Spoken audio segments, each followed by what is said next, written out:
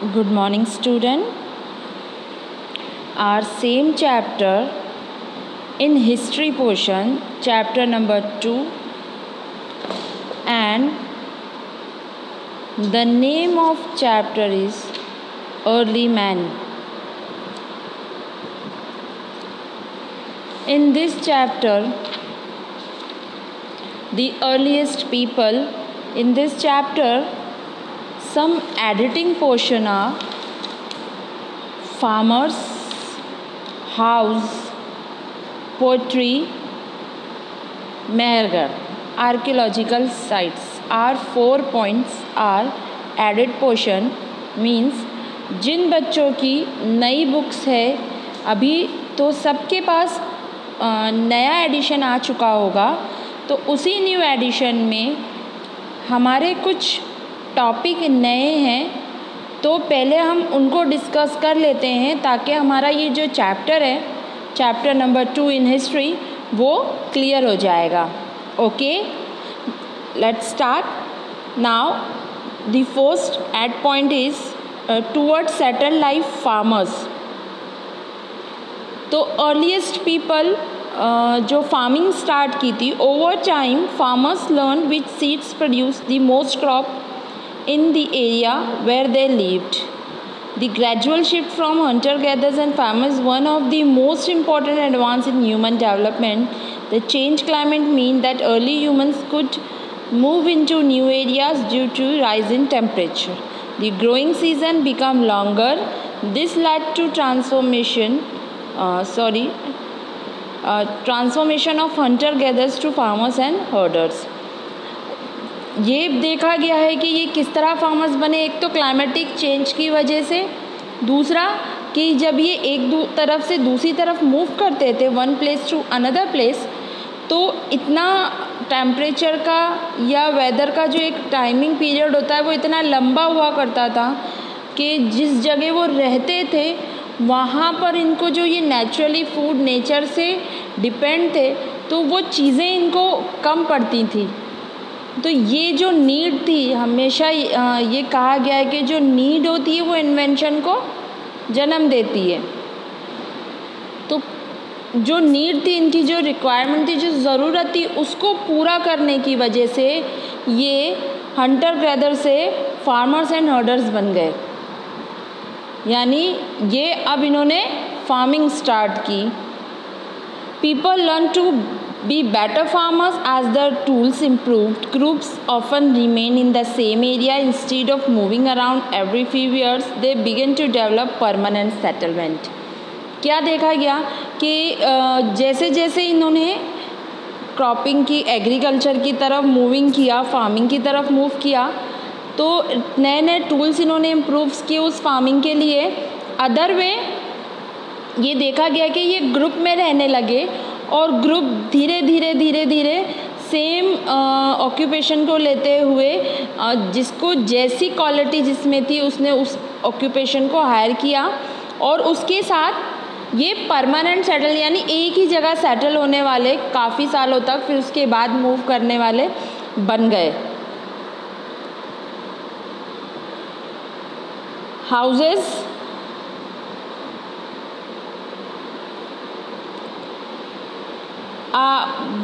Barza home in Kashmir, people used stone tools to dig circular pits. These pits were wide at the base and narrow towards the top. हम बात कर रहे हैं यहाँ कश्मीर की. कश्मीर में एक जगह है जिसका नाम है बुरजा होम. ये एक बहुत ही बड़ी आर्कियोलॉजिकल साइट है जहाँ पर हमें अर्ली स्टोन एज के काफ़ी चीज़ें मिलती हैं. तो उन्हीं में से एक है हाउसेस. यानी वो लोग पहले जब उन्होंने सेटलमेंट स्टार्ट किया था, या वो जब वहाँ एक जगह से दूसरी जगह मूव करते थे, तो जो क्लाइमेटिक कंडीशन होती है, जैसे रेन हुई,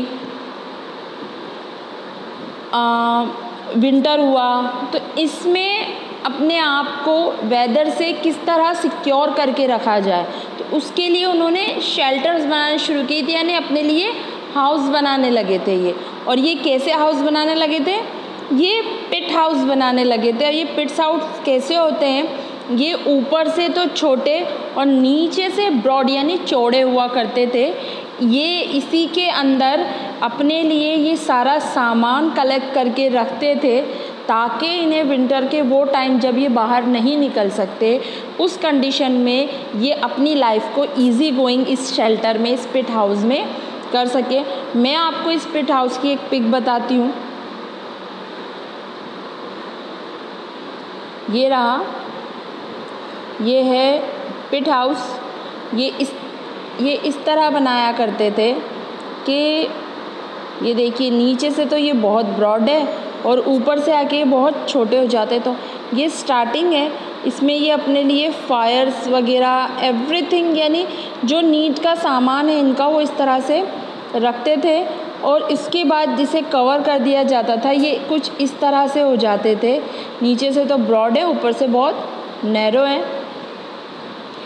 और ये इस तरह से यहाँ पर जो है ये इनकी देखिए, आज हम बात करते हैं हमारे घर में जो चिमनियाँ लगी होती हैं जो गैस स्टोव के ऊपर होती है जिससे सारा जो भी धुआं होता है किचन का ऊपर, तो ये इन्वेंशन देखिए आप बहुत पहले से ये स्मोक होल यानी यहाँ पर जो भी कुकिंग करेंगे इस फायर से उसका जो भी धुआं होगा वो ऊपर से चला जाएगा। यहाँ इस तरफ वो लैडर लगा देते हैं नीचे और ऊपर, अंदर और बाहर जाने के लिए। तो इस तरह से कुछ उनके पिट हाउस नज़र आते थे बाहर से और अंदर से इस तरह से।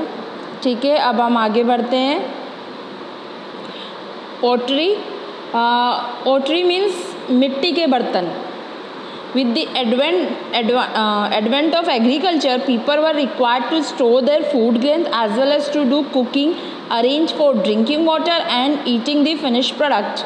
जैसे जैसे देखिए फार्मिंग की तरफ बढ़े, शेल्टर्स बनाने की तरफ बढ़े, अब इन्हें नीड हुई कि ये फार्मिंग तो कर रहे हैं तो अब ये जो ग्रेन जो ये क्रॉप कर रहे हैं, ग्रेन करेंगे, ये हार्वेस्टिंग करेंगे बाद में, तो इसे कहाँ रखेंगे। तो इन्हें ज़रूरत पड़ी और फिर इन्हें कुकिंग के लिए भी कुछ ऐसे सामान चाहिए थे जिसमें ये कुक कर सके फूड को। वाटर की जो रिक्वायरमेंट है इनकी डेली की, दिन भर की, उसको कलेक्ट करके अपने शेल्टर्स में रखें। तो इन सब चीज़ों के लिए इन्हें जो ज़रूरत पड़ी तो इन्होंने बर्तन बनाने स्टार्ट किए, पॉटरी बनानी स्टार्ट की मिट्टी के। अब वो कैसे हुआ करती थी उस टाइम में, अभी तो हम देखते हैं मिट्टी के मटके, सुराही, बहुत अच्छी अच्छी चीज़ें, बहुत अच्छे आर्ट वर्क के साथ। तो उस टाइम जो था उसकी मैं आपको कुछ पिक बताती हूँ। वो कुछ इस तरह से थे,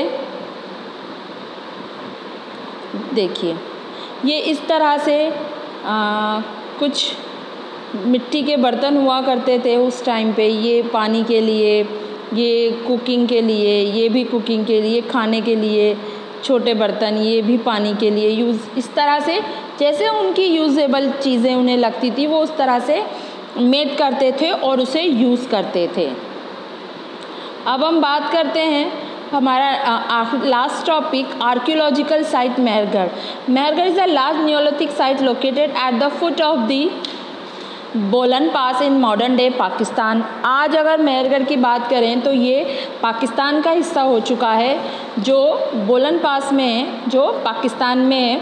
it is the earliest known Neolithic site with early evidence of farming, herding and metallurgy.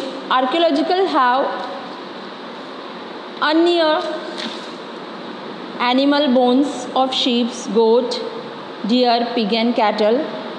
Charred grains and wheat indicate they were grown here. यानी इस मेहरगढ़ साइट से हमें क्या पता चलता है, इस मेहरगढ़ साइट से हमें नियोलिथिक एज के बारे में हमने पढ़ा था ना, पैलियोलिथिक, मेसोलिथिक एंड नियोलिथिक, जिसे हम न्यू एडवांस स्टोन एज कहते हैं। तो यहाँ पर हमें मेहरगढ़ में हमें इसी चीज़ के बारे में पता चलता है कि किस तरह ये मूव किए इन्होंने, जिस तरह से इन्होंने फार्मिंग की तरफ मूव किया और नए नए टूल्स के साथ ये फार्मिंग करने लगे। फिर ये एनिमल्स हस्बेंड्री करने लगे, यानी एनिमल्स की को पालने लगे। और इसके साथ साथ क्योंकि इन्हें ये कैसे पता चला, क्योंकि वहाँ पर जो डिगिंग की इन्होंने, जो खुदाई की, वहाँ पर इन्हें शीप, गोट, डियर, पिग और इन सब के जो बोन्स हैं वो मिले, जिससे ये पता चलता है कि ये इनकी एनिमल हस्बेंड्री भी, यानी इन इन जानवरों को ये पालते थे और इनसे मिलने वाला जो प्रॉफिट था, जैसे शीप से वूल मिल जाता है, गोट से मिल्क मिल जाता है, ये सारी चीज़ें ये करते थे। Houses found here are square or rectangle shape.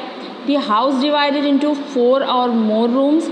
यहाँ पे जो डिगिंग के वक्त हाउसेस नीचे मिले अंडरग्राउंड, वो हाउसेस में इन्हें या तो ये रेक्टेंगल शेप के हाउसेस होते थे या फिर स्क्वायर शेप के, और हर एक रूम में ये 4 रूम, हर एक हाउस 4 रूम में डिवाइड हुआ करते थे। इसके साथ साथ इन्हें स्टोर रूम भी मिला। यानी कुल मिला के ये है कि इन्हें ऐसे एविडेंस मिले हैं मेहरगढ़ में जो ये बताते हैं कि लोग जो हैं, परमानेंट सेटलमेंट जो था जिसके बारे में हमने बात किया था, यानी अपने शेल्टर्स बनाना, उस शेल्टर्स को वेल डेवलप करना, उसके साथ उसमें अपनी नीड की सारी चीज़ों को रखना, अपने लिए एक ऐसा ऑक्यूपेशन हायर करना, फार्मिंग करना, एनिमल हस्बेंड्री करना, और साथ के साथ वो सारी चीज़ों को अपनी नीड की सारी रिक्वायरमेंट को फुलफ़िल करना, वो सारी चीज़ें हमें मेहरगढ़ के अंदर नज़र आती हैं। और यहाँ पर जो ब्यूरीज हुआ करते थे, इनकी भी यहाँ पर जो है ब्यूरीज की वजह से भी हमें बहुत सारी चीज़ें मिलती हैं, नई नई चीज़ों के बारे में पता चलता है। तो ये हमारे जो पॉइंट्स थे ये हमारे क्लियर हुए, और यहाँ हमारा जो चैप्टर था वो कंप्लीट हो गया। हमारा एडिटिंग पोर्शन जो एक्स्ट्रा पोर्शन था वो भी कंप्लीट हो गया। ठीक है, अभी नेक्स्ट चैप्टर में मिलते हैं। Thank you.